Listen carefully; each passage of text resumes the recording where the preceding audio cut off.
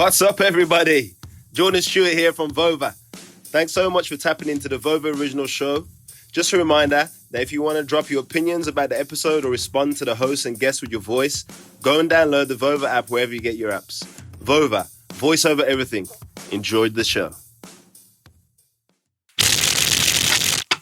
What's up, everyone, and welcome to this Wednesday edition of the Vover Sports Card Show. I am your host, Hrelja. Today we go over a sneaky baseball card play that's done very well over the last few weeks and how we could translate that to the football card market. So if we look at the baseball card market right now, the number one driver of prices going up is going to be player performance. At the beginning of the season, virtually everybody goes up in prices. This is also a time where legends do very well. But once we get to the middle of the season, you really have to be playing spectacular to get a lot of love because the market naturally is going to start transitioning away from putting money into baseball to really starting to look at other sports like football happening starting in early September and the basketball offseason happening right now, which is causing some excitement heading into next season. And this is why a player like Eloy Jimenez, who I've been very high on over the last few months while he's been injured, this is why over the last week his Topps Chrome rookie card PSA 10 has gone from being $65 to $100 because he's performing at a super high level. But today I don't want to talk about a young player or a star who's performing very well in the field, and that's why his card prices are going up. I want to talk about a legend who's at the end of his career, who's playing nowhere close to what he used to play like, but just because he's about to hit a huge baseball milestone, his cards are going crazy right now. And the player is Miguel Cabrera. If we look at him as an overall legend,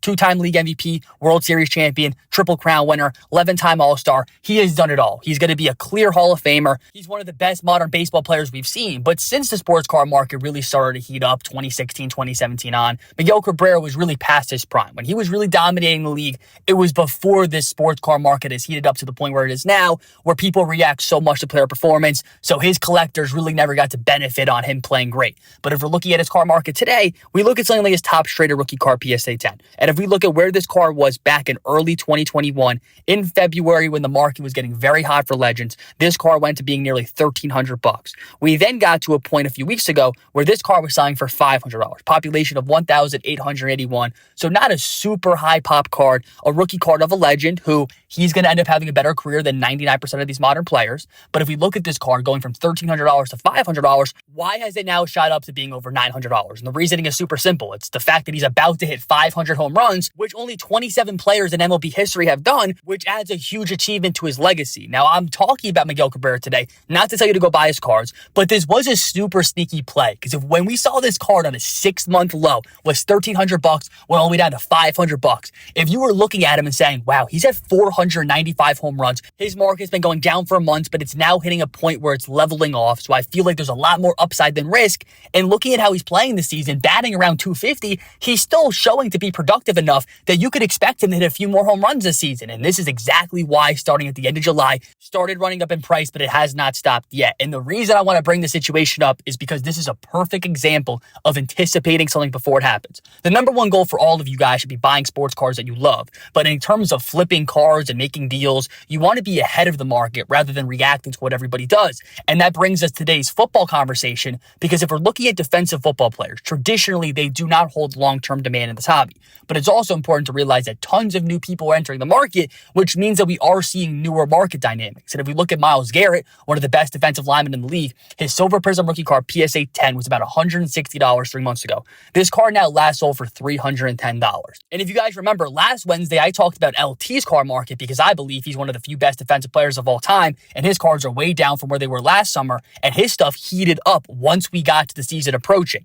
Last year, just like we see right now, quarterbacks and superstar skill position players that are actively playing got love first. And the closer we got to the season and the more those guys' prices went up, we saw money transition into some defensive players and we saw money transition into legends, which makes sense. Once a guy like Michael Thomas or Dalvin Cook goes up in price like crazy, you're then going to start to see that money transition into guys like Randy Moss and Calvin Johnson just because people think that there's better value elsewhere. So can Myles Garrett's cards going up right now be a fluke? Possibly. Maybe this slows down and this is not something that's going to happen over the next month. Or Myles Garrett is the first market mover, showing that people are confident putting their money into a star defensive player on a team in the Cleveland Browns that people believe are going to win the NFC North and compete for a Super Bowl, and people are trying to get into his market now, which could in return put value in guys' cards market like J.J. Watt, like Aaron Donald, like Jalen Ramsey, like Khalil Mack, some of these star defensive modern players, and even on top of that, could potentially put value into guys like Ed Reed, other superstar legend football players that people love. Just because in the past people didn't want to collect Ed Reed cards doesn't mean that people won't want to in the future, because there are so many new people entering the hobby. And when we look at a guy like Ed Reed, I think it's interesting when we see his Bowman Chrome rookie card ungraded selling for about $170, the PSA 9 recently selling for $300.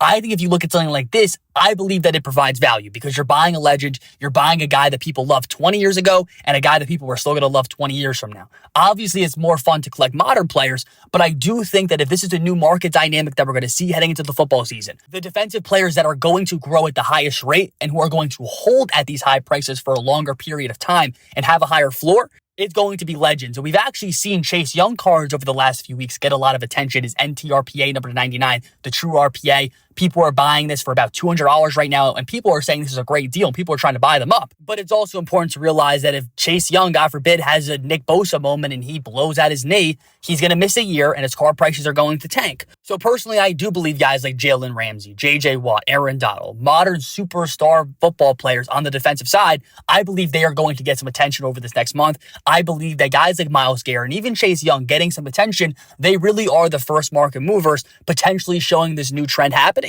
And, if we look at Jalen Ramsey, Silver Prism rookie card PSA 10 from 2016, currently selling for $150, population of about 50. We look at this card, he's the best cornerback in the league. He's universally regarded as the best corner in the league. He's on pace to be a legend. He's on the Rams who have the chance to compete for the NFC. I do think that his status as a superstar gives people enough confidence to throw money into his cards because they would rather collect the best corner in the league for a certain price point than paying the same price to get the 13th best running backs cards. So I appreciate you listening to this Wednesday edition of the Vover Sports Card Show. I am your host, Hrelja, and I'll be back again on Friday.